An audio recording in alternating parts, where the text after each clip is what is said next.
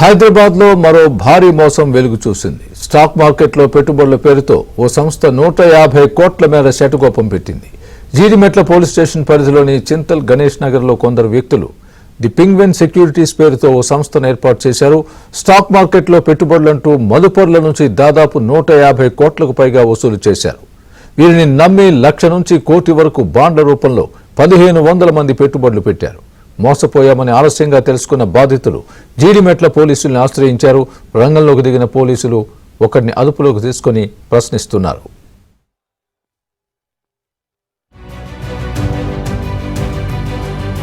గణేష్ నగర్ లో కొందరు వ్యక్తులు ది పింగ్విన్ సెక్యూరిటీస్ పేరుతో ఓ సంస్థను ఏర్పాటు చేశారు.